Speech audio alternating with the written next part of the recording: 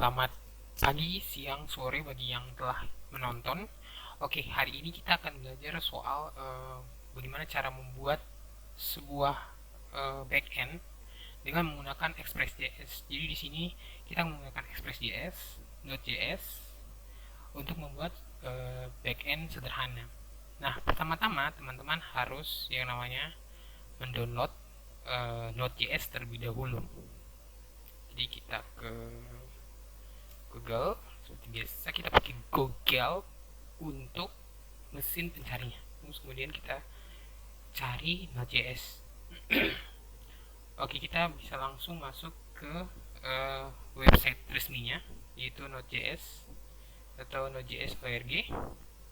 Jadi teman-teman di sini bisa langsung download saja, bisa LTS atau Current. Tapi di sini saya akan mendownload yang LTS. Saya tidak akan pencet karena ya saya sudah mendownloadnya. Jadi teman-teman download saja, kemudian teman-teman jalankan installernya, kemudian di next saja. Kemudian karena kita tidak akan pakai CMD untuk terminalnya, karena Express sendiri akan di-download di dalam terminal. Tapi karena kalau misalnya di terminal kita harus tulis lagi, kita harus keluar dulu dari folder yang ada di terminal, jadi itu terlalu memakan waktu dan terlalu lama. Jadi di sini saya akan mendownload juga Git. Jadi bisa langsung dibuka saja Git. Nah, dia langsung ke website resminya, itu gitscm.com. Jadi teman-teman bisa langsung pencet saja Gitnya. Jadi Git sini tuh seperti CMD, jadi dia terminal. Nah, fungsinya apa? Fungsinya supaya memudahkan kita untuk mendownload Express.js. Jadi tidak perlu lagi seperti yang tadi saya jelaskan, tidak perlu lagi di CMD kita harus keluar masuk atau menuliskan folder yang mana untuk kita masuk. Kita cukup nanti klik kanan, kemudian nanti kita git bash dan langsung terbuka. Nah, teman-teman bisa langsung saya download for Windows. Kemudian teman-teman pilih sesuai dengan bit teman-teman. Di sini karena komputer saya atau laptop saya ini pakai 64 bit, jadi saya langsung download di sini saja. Saya tidak akan pencet seperti biasa karena saya sudah download. Nah, untuk memastikan apakah semua sudah terdownload, teman-teman boleh buka CMD. Teman-teman bisa langsung gini. Saya perbesar ya. Saya perbesar dulu. 36. Oke. Teman-teman bisa langsung note minvi. Nah, langsung muncul versinya. Ini kalau teman-teman sudah mendownload Node.js. Kalau teman-teman pengen lihat lagi apakah Gitnya sudah terdownload, teman-teman bisa gini. Nah, Gitnya sudah terdownload. Nah, ini sudah dipastikan bahwa Node.js dan Git sudah terdownload dengan baik di komputer teman-teman. Boleh teman-teman silang aja untuk keluar. Kemudian teman-teman boleh ke folder teman-teman. Tapi di sini saya akan membuat folder baru di dokumen. Kemudian saya akan membuat folder baru di sini. Kita ketik belajar. Sebenarnya teman-teman bisa menamai apa aja, tapi sini saya akan tulis seperti begini. Oke. Di dalam folder ini kita masuk, kita buat folder baru lagi. Saya akan memberi nama, sebenarnya terserah ya teman-teman mau memberi nama apa. Kemudian pastikan teman-teman sudah terhubung dengan internet. Oke, pastikan sudah terhubung di internet. Jadi ketika sudah membuat folder backend, teman-teman tinggal masuk, teman-teman klik kanan, kemudian teman-teman git bash here. Oke, sabar, saya setting dulu, dia agak kecil ya. Saya setting dulu biar bisa kelihatan. Oke, sabar. Terlalu besar ya. Oke, segini. Oke. Kita apply, kita save. Oke. Di sini kita akan membuat package. Jadi kita buat package yang langsung dibuatkan oleh si npm. Jadi teman-teman langsung ketik ini aja, npm init Nah, fungsinya apa? Fungsinya kita mau buat package. Jadi package ini dia bersifat JSON. Jadi di sini kita bisa menyimpan dependensi-dependensi yang nanti kita akan download. Dependensi ini bisa library, bisa express dia sendiri. Oke, kalau sudah nanti seperti begini, enter aja. Oke, terus kemudian di enter lagi. Oke, terus kemudian di enter lagi, di enter aja, enter aja, enter aja, enter aja, enter, dan enter terus. Oke, kalau sudah seperti ini, enter lagi. Oke, kita bisa langsung ke folder yang tadi. Kita bisa lihat kita langsung sudah dibuatkan package JSON-nya. Jadi seperti yang bisa dilihat di sini, itu ada nama folder kita, terus versinya, terus kemudian mainnya. Ini yang nanti akan menjadi entry point-nya. Ketika kita akan menjalankan si express-nya, kita akan jalankan ini. Jadi ini entry point-nya. Kemudian setelah ini kita akan mendownload yang namanya Express.js. Nah, caranya bagaimana? Kita bisa langsung saja ke Express.js-nya langsung, atau ke website resminya. Teman-teman bisa langsung gini aja, ke Google, gini aja, ke Google, terus teman-teman ketik gini, Express. Nah, ada Express.js. Kita langsung ke website resminya. Teman-teman bisa lihat ini website resminya, expressjs.com. Teman-teman bisa lihat sini cara installnya. Teman-teman cukup copy aja ini. Jadi npm i ini install ya, sama aja. Tapi karena saya mempersingkat waktu, jadi saya pakainya i aja, Express.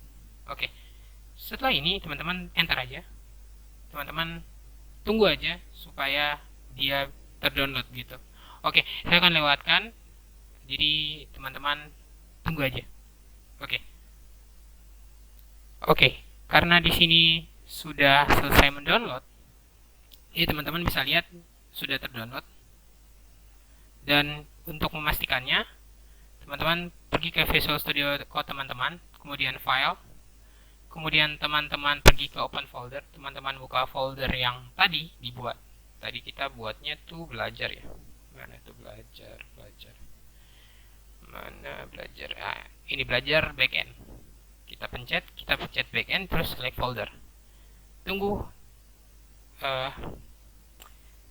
Visual Studio Code-nya membuka folder teman-teman. Nah, sudah kelihatan di sini sudah langsung terbuat, ada node module. Sebelumnya kan nggak ada nih. Sebelumnya nggak ada ya. Tapi ini langsung dibuatkan. Jadi di sini kita bisa langsung buka. Nah, bisa terlihat di package JSON-nya. Langsung sudah ada dependensi Express. Gitu. Langsung sudah terdownload. Nah, sekarang kita melakukan apa? Kita langsung saja ngoding. Sabar ya. Oke, kita langsung saja ngoding. Jadi ngoding pertama, kita buat sebuah file di dalam backend-nya. Jadi kita cukup pencet sekali di sini. Sorry ya, ini agak lambat laptop saya karena banyak yang saya buka. Oke, saya tutup ini dulu. Oke. Jadi kita pencet satu kali di sini. Pencet sekali. Di sini aja, di sini. Tak, pencet sekali. Kemudian langsung ke sini, new file. Nah, kita akan buat file baru. Oke, server.js. Nah, di sini di mainnya kita rubah sesuai dengan file yang telah kita buat tadi. Kita akan buatnya server ya. Server. Oke, kalau sudah teman-teman save saja di bagian package JSON-nya. Kemudian kembali ke server.js. Di sini kita akan memanggil si Express-nya dahulu. Oke, kita langsung ngoding aja. Teman-teman boleh tutup bar yang di sini, Ctrl B aja supaya ketutup. Oke. Nah, kita langsung ngoding. Pertama kita buat dulu variabel yang namanya Express. Express untuk menampung dependensi yang tadi kita download, yaitu Express. Jadi kita require. Oke, require ini maksudnya mengambil ya. Artinya mengambil. Oke. kita di dalam sini kita buat tanda kurung seperti ini, kemudian kita string, kemudian kita panggil si expressnya. Nah, kalau sudah, kita nggak bisa langsung memanggil si express ini di bawah langsung. Jadi kita bikin lagi folder baru. Kita bikin folder baru, yang dimana variabel baru, variabel baru. Saya namakan variabelnya app. Untuk apa? Untuk menampung si express, variabel express yang di atas. Nah, kita cukup bikin begini. Oke. Nah, sekarang si express akan dipanggil dengan app. Jadi sekarang si express, variabel si express ini sekarang dipanggil di bawah sini dengan variabel app, karena si app ini sudah menampung si express. Oke. Kalau sudah, kita app, kemudian kita app listen. Oke, app listen. Kemudian kita bikin portnya. Di sini saya akan pakai port 9005. Kemudian kita bikin callback. Terus ini namanya arrow function. Nah, kita buat arrow functionnya. Kita buat objek di dalam arrow function. Nah, di dalam sini kita tulis console.log. Nah, console.log ini apa? Ini ngeprint. Seperti kalau teman-teman belajar Java itu kan sistem outprint. Tapi kalau di JavaScript itu console log. Beda lagi kalau kita pakai PHP. PHP kan echo. Terus kita bikin string. Kita ketik saja di sini terkoneksi. Next. Oke. Oke, kita langsung save saja si server.js ini. Kemudian di sini kita kembali ke terminal kita. Kita ketikkan npm. Nggak tahu ya ini jadi atau tidak. Oke, kita start aja. Oke, sambil menunggu saya langsung cepatkan ya. Oke, seperti yang telah dilihat, ini sudah jadi terkoneksi. Tapi ini karena kita pakai npm start doang. Ketika ada perubahan di sini, kita bisa lihat ya. Ini kalau kita pakai yang biasa, misalnya kita rubah kayak server jalan misalnya. Nah, kita save. Nah, perubahannya itu nggak akan muncul di sini. Nah, perubahannya seperti apa? Nanti kita matiin dulu servernya, kita npm start lagi, baru kita enter. Nah, ini baru akan ada perubahan. Tapi kan kita nggak mau perubahannya seperti ini. Kita harus jalankan servernya, kemudian matikan, jalankan lagi, matikan, jalankan lagi. Itu kan merepotkan ya, merepotkan banget gitu.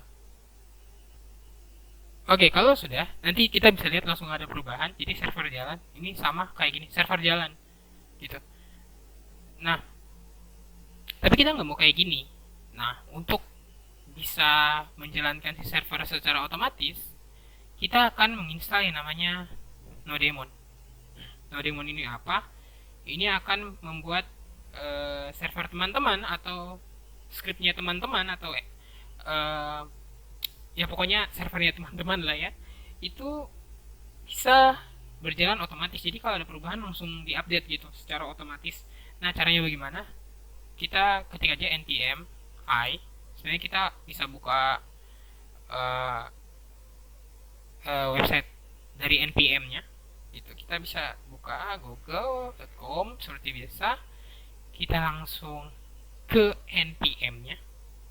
Jadi kita ketik saja npm, terus kita enter. Nah ini dia npm. Kita bisa, jadi kalau teman-teman bingung, teman-teman bisa buka-buka aja kayak Express tadi, atau di Node, atau misalnya di npm untuk melihat dokumentasinya kalau teman-teman bingung gitu. Jadi di sini kita Nodemon. Oke, maaf saya batuk ya. Ini musim sakit, jadi saya batuk. Oke, kita search. Ini kenapa lama banget? Oke. Kita bisa lihat Nodemon di sini. Nah, untuk menginstalnya kita bisa menggunakan install global. Nah, kalau global ini itu lebih enak karena tidak perlu kita bongkar pasang lagi. Tapi saya nggak mau yang gampang. Saya maunya kita npm install, kemudian kita pasang di package-nya. Oke. Jadi caranya seperti apa? Caranya seperti ini. npm i, kita ambil aja, saya malas ketik-ketik lagi, kita copy aja ini. Terus kita kembali sini. Ingat di sini jangan pernah Ctrl C atau Ctrl V karena nggak akan jalan. Jadi usahakan paste nodemon, terus kemudian di enter aja. Dia akan mendownload dependensinya. Nah, untuk menunggunya, saya akan mempercepatnya supaya waktunya lebih cepat. Oke, kalau sudah, nanti akan muncul seperti ini. Oke, berarti sudah berhasil terdownload. Kemudian kita kembali lagi ke dependensinya. Kita masih kurang percaya kalau nodemonnya udah terdownload atau belum. Kita bisa lihat di sini. Ke paket JSON, ke dependensi, ini di bawah lihat. Nodemonnya udah berhasil terdownload. Nah, untuk menjalankan ini gimana nodemonnya? Kita cukup ke script, kita hapus saja si tes ini. Kemudian kita bikin string ya.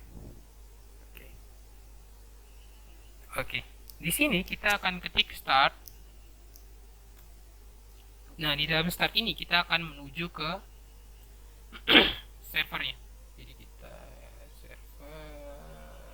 Oke, server. Oh, sorry. Server. Nah, .js. Supaya langsung menuju.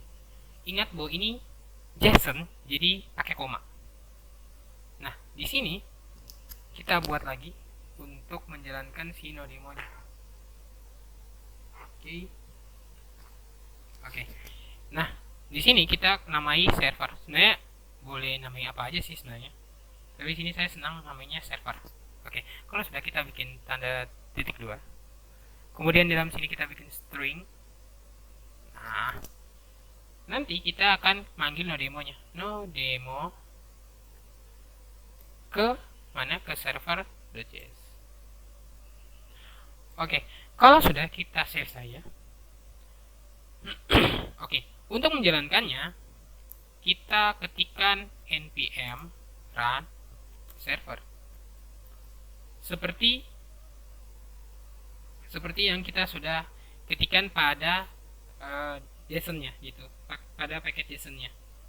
Oke, kalau sudah kita cukup enter aja.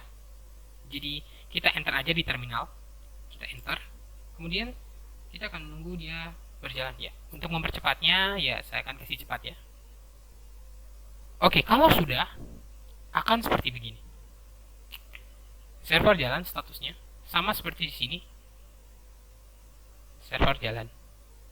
Nah, sekarang kita ingin yang namanya mengirim request respon ke depan. Jadi kalau misalnya teman-teman baru pertama kali menginjakan kaki, asik, gila ya, menginjakan kaki.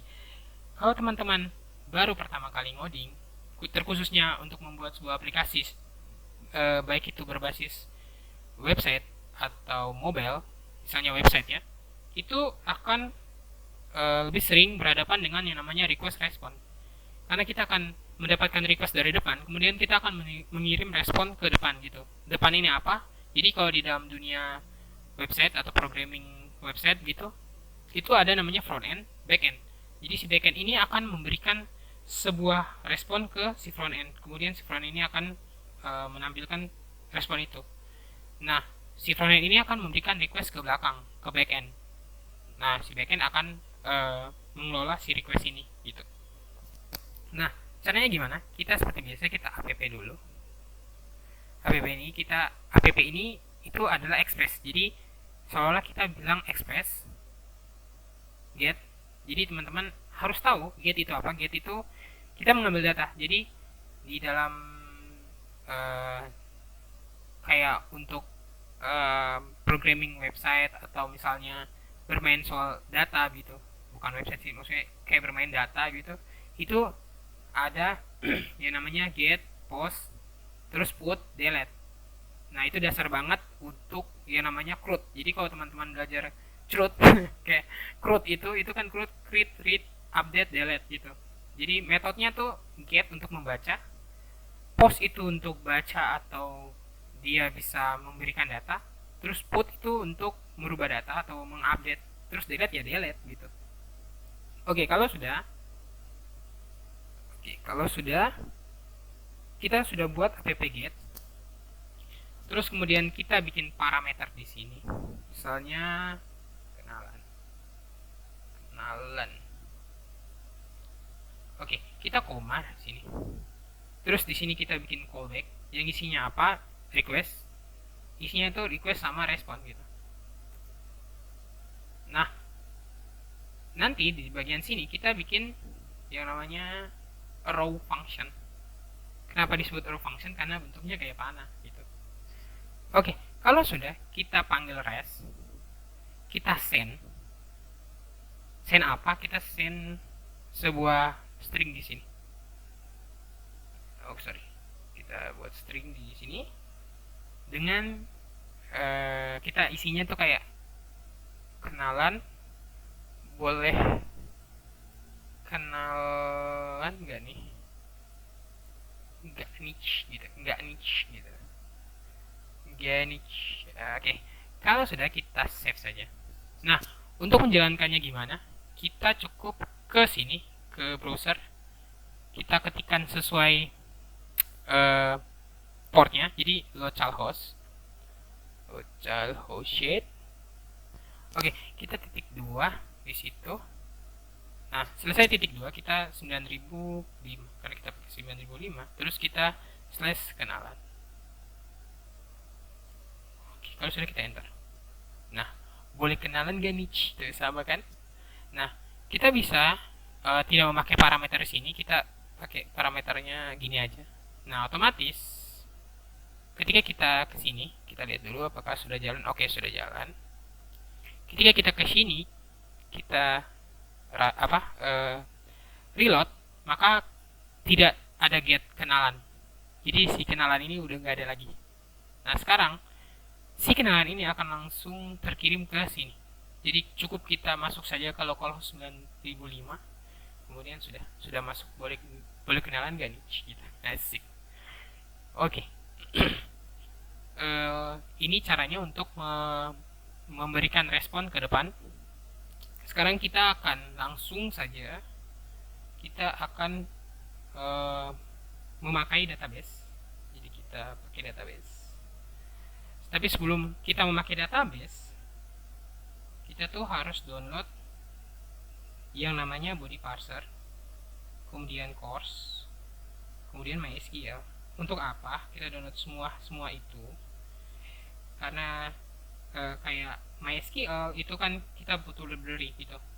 Nah, tujuan menggunakan library ini untuk apa? Kalau misalnya kita buat semuanya dari awal, itu tuh agak susah. Bukan susah sih, lama gitu. Nah, sudah ada yang membuat library-nya. Jadi library ini kita cukup panggil saja MySQL. Jadi kita panggil MySQL terus kemudian kita hubungkan saja. Jadi lebih gampang, lebih cepat. Sebenarnya library ini itu dibikin supaya kita yang ngoding tuh lebih cepat dalam menyelesaikan suatu development application gitu. Jadi lebih cepat kita membuat aplikasinya. Oke, kita karena terminalnya di sini kita sudah pakai untuk menjalankan server, tidak mungkin kita padam. Kita ke foldernya lagi, kita buka terminal baru lagi. Seperti biasa, ke sini klik kanan, kita git basir lagi. Terus kemudian di dalam sini kita npm i, kita download pertama itu MySQL dulu. MySQL. Kita enter aja. Kita tunggu aja. Untuk menghemat waktu, seperti biasa saya akan mempercepat. Oke, kalau sudah nanti seperti ini. Nah, kita akan download lagi ada dua lagi, sorry. Jadi ada course sama body parser. Nah, course ini apa? Course ini untuk cross antar platform gitu. Jadi kita bisa saling cross platform gitu. Kita kan nggak tahu misalnya ya front end-nya pakai apa, back end-nya pakai apa. Nah, untuk saling ngomong antar dua front end dan back end ini kita pakainya course. Untuk bisa saling ngomong, saling ngobrol gitu. Nah, kalau teman-teman main game, biasanya itu ada namanya cross platform. Jadi teman-teman yang dari PC bisa main di mobile, bisa main di konsol, jadi yang main di PC mobile konsol itu bisa saling ketemu. Nah, seperti itu contohnya. Nah, kita download saja npm i-cors cross gitu, cross gitu. Kita enter aja. Oke, untuk mempercepat saya langsung cepatkan. Oke. Oke, kalau sudah, ini kan sudah ya, sudah terdownload, nanti akan seperti gini. Nah, yang terakhir kita download body parser gitu. npm i body kita gini. Oh, sorry. Kita gini. Kita gini. Sebenarnya semuanya sudah ada di npm ya. Kalau kita ke npm, kita ketik saja MySQL, itu sudah ada semuanya. Jadi teman-teman kalau mau lebih jago ya teman-teman cari sendiri gitu, baca sendiri. Tapi ya di sini saya buat tutorialnya. Tapi ya kalau jadi programmer ya seperti ini, kita baca-baca dokumentasi seperti ini gitu. npm install MySQL. Bisa juga kalau misalnya di JavaScript atau terkhususnya kayak di Express atau React, itu biasanya ada yang memakai npm, ada yang memakai yarn. Ya itu nanti ya, nanti dijelaskan. Tapi ya ini standar, kita pakai npm aja. Kita nggak pakai yarn. Jadi kalau yarn itu kayak gini. Kita lihat yarn. Yarn itu kayak gini. YARN. Yarn. Nah, yarn. Nah, ini yarn. Jadi untuk mendownload package kita bisa gunakan yarn, kita bisa menggunakan npm. Ya, tapi di sini saya gunakan yang standar aja. Langsung bawaannya saja npm. Oke, kalau sudah, kita boleh tutup ini. Kita ke Visual Studio Code kita. Kita langsung saja buat koneksi database-nya. Usahakan bahwa SAM-nya aktif gitu. Oke, SAM-nya aktif. Sabar ya, agak sedikit lama, saya akan mempercepatnya. Oke, kalau sudah si SAM-nya sudah jalan. Oke, saya melihat sudah menit berapa ya. Nah, sudah jalan, kita akan jalankan Apache sama MySQL-nya. Nah, di sini kita akan menggunakan SAM. Sebenarnya kita gunakan hanya MySQL, database-nya kita gunakan MySQL. Nah, kenapa dinamakan SAM? Karena SAM ini tuh, di dalam SAM itu sudah banyak aplikasi-aplikasi yang ada. Contohnya Apache, MySQL, FileZilla, Mercury, Tomcat. Jadi Apache ini server, MySQL ini ya MySQL-nya gitu. Jadi untuk menyalakan MySQL kita butuh Apache untuk nyala, untuk jadi servernya gitu. Saya nggak akan jelaskan ini di bawah lagi, itu agak memakan waktu. Jadi kita langsung saja. Sudah SAM-nya sudah nyala, pastikan teman-teman sudah punya sebuah database untuk dihubungkan. Saya tidak akan memberitahu di sini cara membuat database. Teman-teman boleh cari tutorial yang lain. Jadi di sini saya hanya cukup membahas soal cara membuat backend menggunakan Express. Jadi backendnya tuh sederhana. Oke, kita Ctrl D. Kita buat sebuah folder di dalam backend. Jadi teman-teman cukup pencet di sini. Ini lihat, pencet aja sekali. Oke, langsung ke sini untuk buat folder. Kita namai dia tuh models. Oke, kalau sudah di dalam models kita buat file baru. Kita ketik aja gini, db. Oke, sorry, kita ketik db connection.js. Pastikan harus .js. Extensionnya ya JavaScript gitu. Kita tutup kembali barnya, Ctrl D seperti biasa. Kemudian kita panggil MySQL-nya. Tentu saja kita tampung di sebuah variabel. Kita buat variabel const MySQL. Kemudian kita require. Nah, require ini apa? Yang mengambil. Kita ngambil dari library MySQL. Oh, sorry. MySQL. Oke. Kalau sudah, kita langsung ke sini, kita buat variabel, di mana variabel ini kita kasih nama db, di mana db ini kita panggil MySQL. kita create pool, kemudian kita bikin objek. Di dalamnya tuh kita ketik ini host. Nah, hostnya apa? Hostnya ya localhost gitu. Kita buat pakai string, jadi kita localhost, localhost. Kemudian kita user. Jadi kan kalau kita pada saat masuk ke database itu kan ada usernya apa, kemudian passwordnya. Jadi usernya apa? Saya usernya bawaan, jadi root. Kemudian passwordnya apa? Ya passwordnya saya nggak ada. Kemudian database-nya, pastikan nama database-nya itu sama dengan database yang mau dihubungkan. Di sini saya punya database yang saya kasih nama ini reset, reset API. API. Terus kemudian Node.js. Oke. Kalau sudah, kita mau ekspor ini ke server nanti. Caranya gimana untuk mengekspor ini? Caranya tuh gini. Exports db. Jadi kita hanya mengekspor ini aja. Ekspor db sama dengan db. Jadi kita akan panggil di sana ya db. Yang isinya ya ini gitu. Kita Ctrl S. Nah, kita ke server kembali. Kita cukup ini.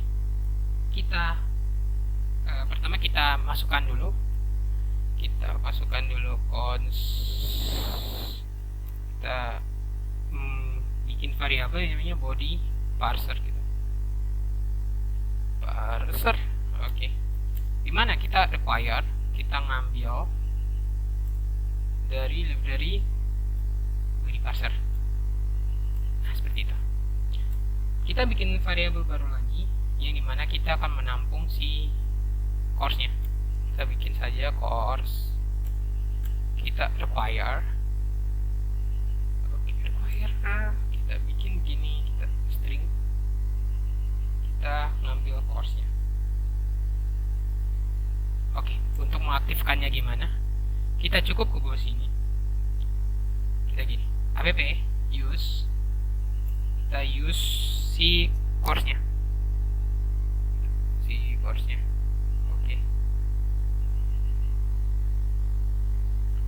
Oke. Kemudian kita akan ngirim semua datanya itu dengan cara JSON gitu. Kita cukup bikin aja app use express. Kita express dot JSON.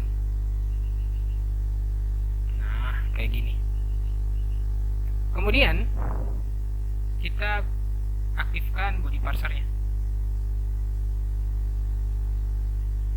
Kita app use, kemudian kita panggil si body parser. Jadi kita panggil variabel body parser, kemudian kita gini, URL coded. Kita bikin objek yang dimana di dalamnya itu ada extend, yang extendnya itu true, jadi dia true nilainya. Oke, kalau sudah, kita akan buat variabel lagi yang manggil si db-nya atau manggil si koneksi database-nya. Jadi di sini kita bikin kayak gini, kita bikin objek db, kita sama dengan kita ngambil require, kita bikin tanda kurung, kemudian cara ngambilnya gimana? Kita bikin string. Ingat, titik itu kita keluar. Jadi kalau misalnya kita titik gini, itu artinya kita keluar satu kali dari si file gitu. Kalau misalnya file ini ada dalam folder, kita cukup begini, titik 2. Jadi kita keluar dari si file, kemudian kita keluar dari si folder. Makanya sekarang kita sudah ada di luar backend gitu, karena si servernya ini nggak masuk di folder manapun. Nah, nanti kita titik gini. Nah, kita ke models, terus kemudian kita ke DB connection. Nah, sekarang CDB-nya sudah tertampung di sebuah variabel yang kita kasih nama DB juga gitu. Cara gunainnya gimana? Cara gunainnya itu gini. Kita hapus saja app get ini. Kemudian kita manggil app lagi. Metodenya get juga. Terus kita gini. Kita bikin parameternya itu coba lihat. Jadi coba lihat. Coba karena bukannya. Kita koma, kita bikin callback yang dimana berisikan track dan trace. Nah, kemudian kita bikin arrow function lagi. Nah, di dalam arrow function ini apa? Kita gini. Kita cons. Kita bikin sebuah variabel. Kita kasih nama dia SQL query. Kemudian di sini kita cukup memanggil query database. Kalau teman-teman main database itu kan ada kayak gini. Select untuk menampilkan semua data ya. Select bintang from apa? Ya, from dari si tabelnya. Di sini tabel saya kasih nama user. Kemudian kita enter, kita cukup gini. Kita db si query-nya. Jadi kita panggil db query. Kemudian kita cukup manggil si variabel yang di atas. SQL query. Kita bikin callback. Callback isinya apa? Ada error sama result. Nah, di dalam result kita bikin arrow function. Agak jauh. Kita bikin sebuah arrow function. Oke. Di dalam arrow function ini kita bikin sebuah percabangan atau kondisinya. Kalau dia error, kita mau munculin konsol, munculin di terminalnya itu kata kayak gini. Console.log. Console.log-nya apa? Kita masukin aja langsung errornya. Jadi langsung ada muncul peringatan errornya gitu. Nah, selain daripada itu, kita else. Nah, di dalam else ini kita mau kalau dia berhasil, kita mau langsung dikirim responnya. Dimana nanti di dalam respon ini itu berisikan result. Nah, di bawahnya kalau misalnya si res ini nggak kebaca, kita mau langsung dikirim ke terminalnya. Nah, kita gini, kita result aja langsung. Oke. Kalau sudah, kita boleh save. Nah, di sini saya jadi bisa teman-teman menggunakan Postman atau bisa juga menggunakan yang namanya Thunder Client. Jadi teman-teman cukup ke extension ya. Klik aja, terus teman-teman cari Thunder Client. Jadi Thunder Client gitu. Nah, yang ini teman-teman boleh seperti yang di sini install aja, karena saya sudah install, jadi nggak perlu install lagi. Nah, setelah diinstal, di samping sini teman-teman bisa lihat akan ada tanda petir. Tapi di sini karena extension saya sudah sungguh luar biasa banyak, jadi saya cuma pencet ini aja. Terus kita ke Thunder Client. Oke. Gambarnya petir. Bisa dilihat, teman-teman bisa lihat gambarnya ini petir gitu. Oke, untuk menjalankannya kita coba lihat apakah berhasil. Oke, berhasil. Untuk menjalankannya, teman-teman new request. Nah, di sini metodenya apa? Ya metodnya get. Karena kita buat metodnya get seperti ini. Di sini metodnya get. Kita cukup gini aja. Kita ketik localhost. Kita bikin .2. Nah, kita panggil apa di localhost ini? Kita panggil si portnya. Kita pakai 9005. Kita ketik di sini 9005. Slashnya apa? Slashnya di sini kita pakainya yang ini, parameter yang ini. Coba lihat, teman-teman copy aja, bisa di copy aja untuk nggak ribet atau nggak tulis ketiknya salah gitu. kita gini, kita Ctrl V. Nah, bisa dilihat langsung kita send. Nah langsung datanya tuh muncul gitu. Kita bisa lihat datanya muncul. Oke. Nah, sebenarnya bisa pakai app langsung. Bisa juga kita buat router. Sebenarnya ya biar lebih seru kita pakai router aja. Karena kalau pakai app itu lebih gampang. Jadi seperti biasa kita tutup aja ini. Kita kembali ke explorernya kita. Nah, kita tutup models. Oke. Kita buat sebuah folder yang akan menampung si routernya. Gitu. Ya, kita akan buat untuk menampung si routernya. Caranya gimana? Kita pencet sekali aja di sini nih. Pencet aja sekali, tak. Kemudian kita bikin folder. Foldernya kita tulisnya gini. Root.